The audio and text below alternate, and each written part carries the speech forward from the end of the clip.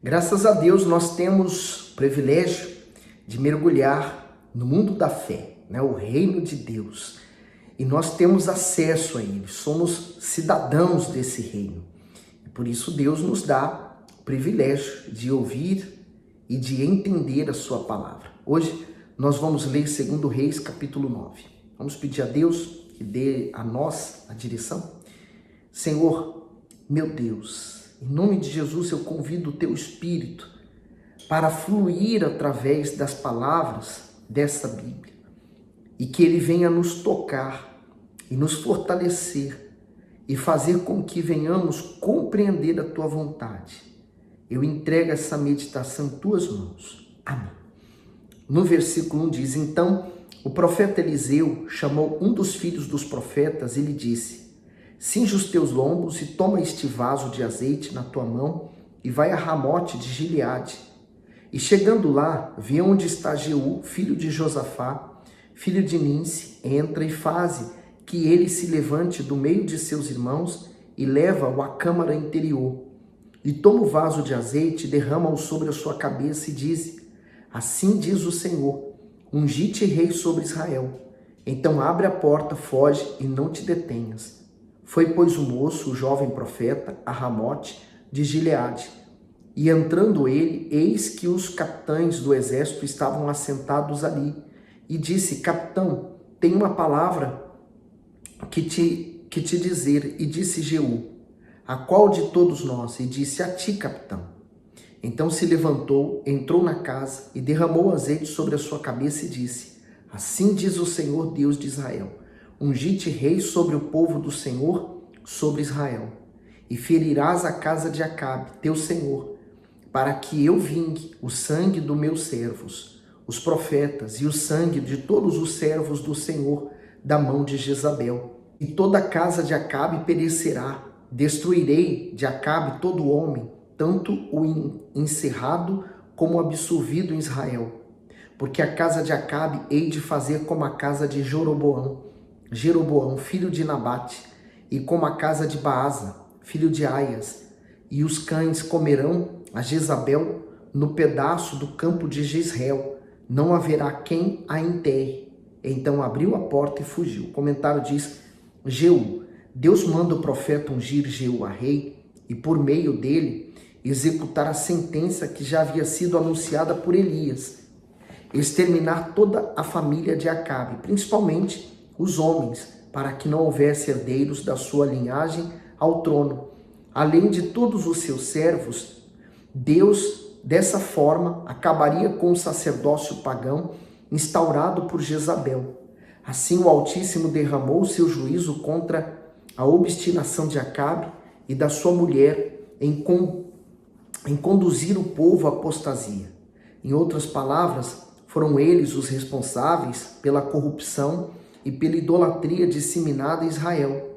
Embora Acabe e Jezabel tenham sido muitas vezes repreendidos, eles não quiseram ouvir a voz de Deus. Aqueles que levam outras pessoas ao engano, não ficarão impunes, pois aquilo que plantam irão colher. Romanos 2, do 9 ao 10. Tribulação e angústia sobre toda a alma do homem que faz o mal, primeiramente do judeu e também do grego. Glória, porém, honra e paz a qualquer que praticar o bem, primeiramente ao judeu e também ao grego. Quando ele fala primeiro ao judeu e depois ao grego, ele quer dizer que o grego ele era gentil. Então Deus faz justiça, tanto àqueles a quem Deus escolheu, que foi a nação de Israel, mas também àqueles que não pertencem à nação de Israel, que são os gentios. Então, olha só, Deus vai executar o juízo. Para Deus nada fica esquecido. Você pode ter certeza de uma coisa: no tempo determinado, Deus vai trazer a resposta a tudo quanto você tem orado. No 11, e saindo Jeú aos servos de seu senhor, disseram-lhe: Vai tudo bem? Por que veio a ti este louco? E ele lhe disse: Bem conheceis o homem e o seu falar. Mas eles disseram: É mentira, agora faze-nos saber. E disse: Assim me falou, a saber, assim diz o Senhor, ungir-te rei sobre Israel. Então se apressaram, tomando cada um a sua roupa, puseram debaixo dele, no mais alto degrau, e tocaram a trombeta e disseram: Jeú reina. Assim Jeú, filho de Josafá, filho de Ninsi, conspirou contra Jorão. Tinha, porém, Jorão cercado a Ramote de Gileade, ele a todo Israel, por causa de Hazael, rei da Síria. Porém o rei Jorão voltou para se curar em Jizreel das feridas que os sírios lhe fizeram, quando pelejou contra Hazael, rei da Síria. E disse Jeú: se é da vossa vontade, ninguém saia da cidade, nem escape, para ir denunciar isto a Jizreel. Então Jeú subiu a um carro e foi a Jizreel, porque Jorão estava deitado ali. E também Acasias, rei de Judá, descera para ver a Jorão. E o atalaia estava na torre de Jizreel e viu a tropa de Jeú, que vinha, e disse: vejo uma tropa. Então disse Jorão: toma um cavaleiro e envia-lhe ao encontro, e diga a paz. E o cavaleiro lhe foi ao encontro e disse: assim diz o rei, a paz. E disse Jeú: que tens tu que fazer com a paz? Passa-te para trás de mim. E o atalaia o fez saber, dizendo: chegou a eles um mensageiro, porém não volta. Então enviou outro cavaleiro, e chegando este a eles, disse: assim diz o rei, a paz. E disse Jeú: que tens tu que fazer com a paz? Passa-te para trás de mim. E o atalaia o fez saber, dizendo: também este chegou a eles, porém não volta. E o andar parece como o andar de Jeú, filho de Ninsi, porque anda furiosamente. Então disse Jorão: aparelhe o carro.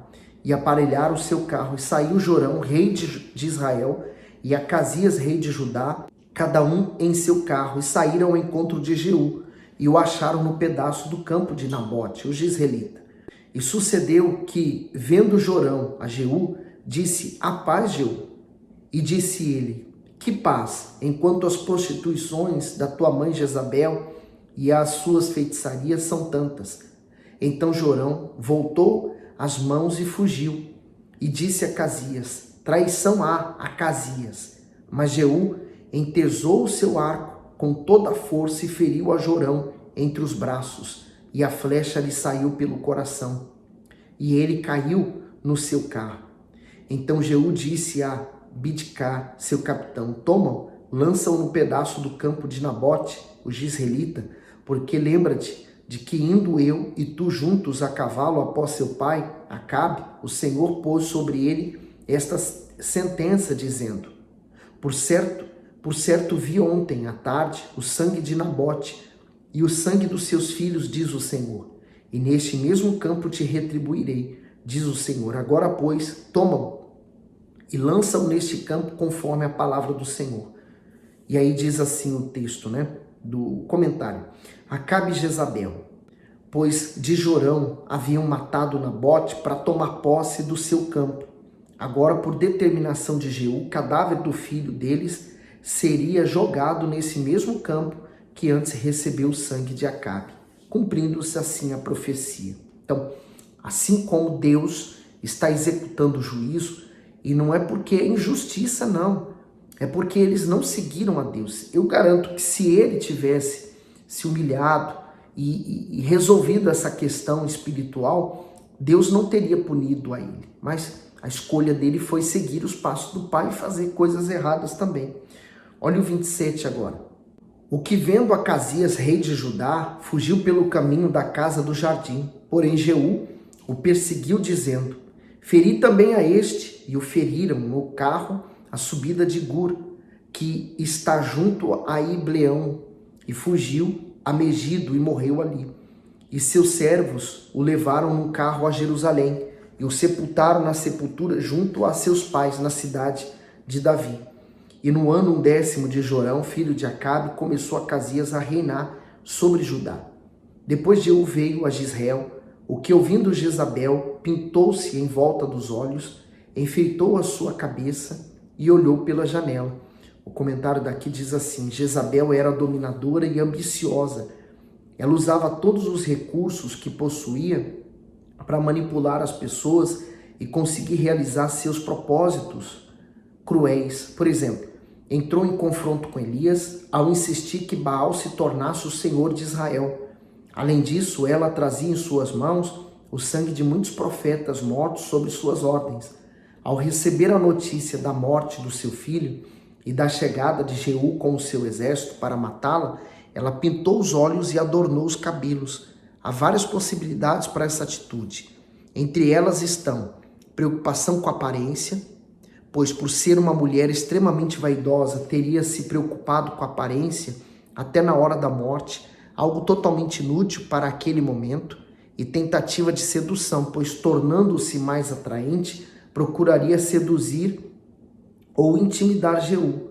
O espírito de Jezabel se tornou na Bíblia uma referência à malignidade de quem promove pecados e heresias, de quem busca o poder com a finalidade de dominar as pessoas, de quem trabalha para silenciar e destruir os filhos de Deus, e de quem apoia os servos do diabo, como os indisciplinados e os egoístas. Em suma, Jezabel se transformou no símbolo de todo tipo de influência que corrompe a fé. Apocalipse 2, do 20 ao 23, diz assim: mas algumas poucas coisas tenho contra ti, que deixas Jezabel, mulher que se diz profetiza, ensinar e enganar os meus servos, para que forniquem e comam dos sacrifícios da idolatria. E dei-lhe tempo para que se arrependesse da sua fornicação, e não se arrependeu. Eis que a porei numa cama, e sobre os que adulteram com ela virá grande tribulação, se não se arrependerem das suas obras. Deus está executando o juízo. Agora eu estou aqui refletindo, né? Por que você vê tantas guerras em Israel, né? A divisão, um rei luta contra o outro, veio Jezabel, veio Acabe, fez tudo isso, queria transformar Israel numa nação pagã. É simples. O diabo está usando essas pessoas e esses meios para tentar impedir a vinda do Senhor Jesus.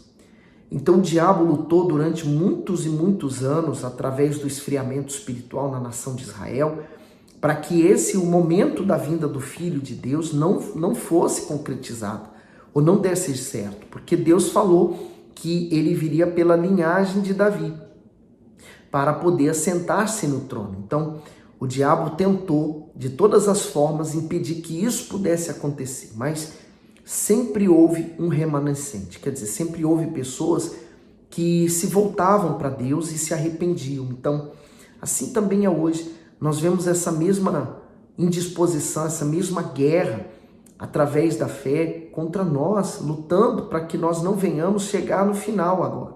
Agora o diabo não luta para a vinda do Filho do Homem. Ele luta para que nós não cheguemos aos céus, né? E claro, ele está tentando também impedir o reinado de Deus, mesmo sabendo que não tem como ele impedir isso de acontecer. 31. E entrando Jeú pelas portas, disse ela: teve paz, Henri, que matou o seu senhor? E levantou ele o rosto para a janela e disse: quem é comigo? Quem? E 2 ou 3 eunucos olharam para ele. Então disse ele: lançai daí abaixo.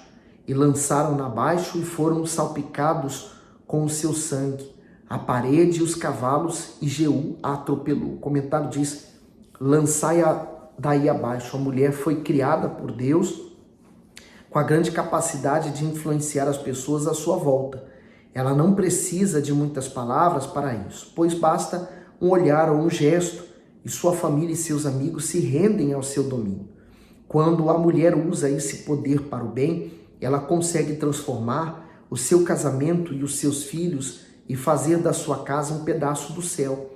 Mas se usar esse para o mal, como fez Jezabel, levará a si e aos outros a destruição.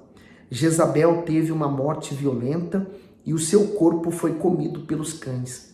Com isso, todas as futuras gerações a conheceriam como uma mulher perversa e desonrada. Esse é o legado da mulher que não teme a Deus. Ela poderia ter evitado isso? Claro que sim. Mas foi consequências do erro, né? Na verdade, agora ela está colhendo tudo que ela plantou. Terminando agora, diz assim no 34. Entrando ele e havendo comido e bebido, disse: olhai por aquela maldita e sepultai-a, porque é filha de rei. E foram para sepultar. porém não acharam dela senão somente a caveira, os pés e as palmas das mãos. Então voltaram e lhe fizeram saber, e ele disse: essa é a palavra do Senhor, a qual falou pelo ministério de Elias, o tesbita, seu servo, dizendo: no pedaço do campo de Jezreel os cães comerão a carne de Jezabel, e o cadáver de Jezabel será como esterco sobre a face do campo, na herdade de Jezreel, de modo que não se possa dizer: esta é Jezabel. Seguindo para 2 Reis 10, ele diz: e Acabe tinha 70 filhos em Samaria. Jeú escreveu cartas e as enviou a Samaria, aos chefes de Jezreel, aos anciãos e aos tutores dos filhos de Acabe, dizendo: logo, em chegando a vós essa carta, pois estão convosco os filhos do vosso Senhor, como também os carros, os cavalos, a cidade fortalecida e as armas. Olhai pelo melhor e mais reto dos filhos do vosso Senhor, o qual ponde sobre o trono de seu pai, e pelejai pela casa de vosso Senhor. Porém, eles temeram muitíssimo e disseram: eis que 2 reis não puderam resistir a ele, como, pois, poderemos nós resistir-lhe? Então o que tinha cargo da casa e o que tinha cargo da cidade, os anciãos e os tutores, mandaram dizer a Jeú: teus servos somos, e tudo quanto nos disser faremos, e ninguém constituiremos rei. Faz o que parecer bem aos teus olhos. Então, segunda vez, lhes escreveu outra carta, dizendo: se fordes meus e ouvirdes a minha voz, tomai as cabeças dos homens, filhos de vosso Senhor, e vinde a mim amanhã, a este tempo, a Jezreel, os filhos do rei. 70 homens estavam com os grandes da cidade que os mantinham. Sucedeu que, chegada a eles a carta, tomaram os filhos do rei e os mataram, 70 homens, e puseram as suas cabeças num cesto, e las mandaram a Jezreel. E o mensageiro veio e lhe anunciou, dizendo: trouxeram as cabeças dos filhos do rei. E ele disse: ponde-as em 2 montões à entrada da porta até amanhã. E sucedeu que pela manhã, saindo ele, parou e disse a todo o povo: vós sois justos, eis que eu conspirei contra o meu senhor e o matei. Mas quem feriu a todos estes? Sabei, pois, agora que da palavra do Senhor que o Senhor falou contra a casa de Acabe, nada cairá em terra, porque o Senhor tem feito o que falou pelo ministério de seu servo Elias. Também Jeú feriu a todos os restantes da casa de Acabe em Jezreel, como também a todos os seus grandes, os seus conhecidos e os seus sacerdotes, até não deixar nenhum restante. Quer dizer, aquelas pessoas, elas eram coniventes com tudo que Acabe fazia, né? Eles aceitavam.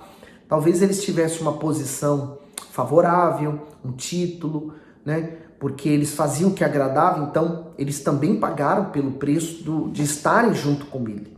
Assim também, já viu aquele ditado que diz assim: me diga com quem você anda, eu direi quem você é. Então é o que aconteceu. Se eles andavam com Acabe, é porque eles aceitavam tudo que Acabe fazia. 12. Então se levantou e partiu e foi a Samaria.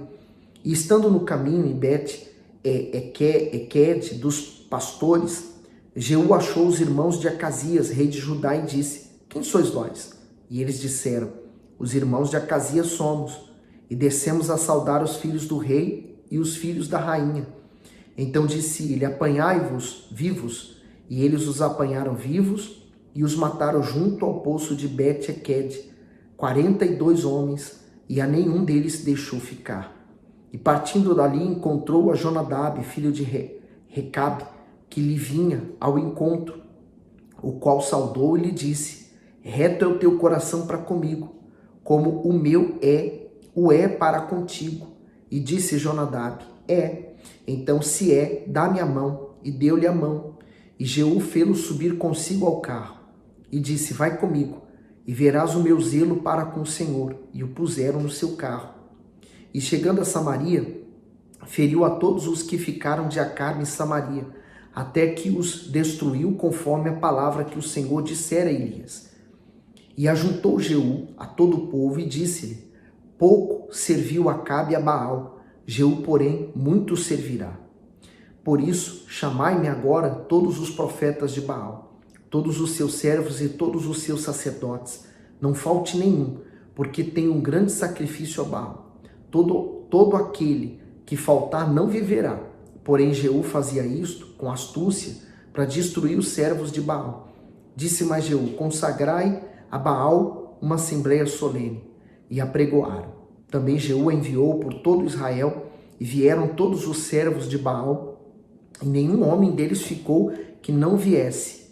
E entraram na casa de Baal, e encheu-se a casa de Baal de um lado ao outro. Então disse ao que tinha cargo das vestimentas: tira as vestimentas para todos os servos de Baal. E ele lhes tirou para fora as vestimentas.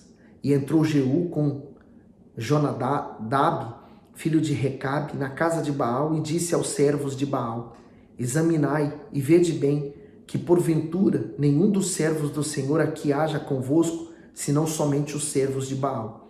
E entrando eles a fazerem sacrifícios e holocaustos, Jeú preparou da parte de fora 80 homens e disse-lhes: se escapar algum dos homens que eu entregar em vossas mãos, a vossa vida será pela vida dele. E sucedeu que, acabando de fazer o holocausto, disse Jeú aos da sua guarda e aos capitães: entrai, feri-os, não escape nenhum. E os feriram ao fio da espada, e os da guarda e os capitãos os lançaram fora e foram à cidade da casa de Baal. E tiraram as estátuas da casa de Baal e as queimaram.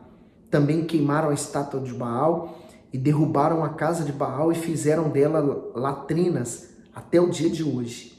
E assim Jeú destruiu a Baal de Israel. O comentário daqui diz: Jeú cumpriu o seu dever de exterminar pela raiz a dinastia de Acabe, para que Israel não se aprofundasse ainda mais na degradação espiritual. De uma só vez, ele quebrou a coluna erigida a Baal, destruiu seu templo e matou seus sacerdotes. Para dissuadir os idólatras, o rei fez da casa do falso Deus e dos seus objetos sagrados um lugar de latrina.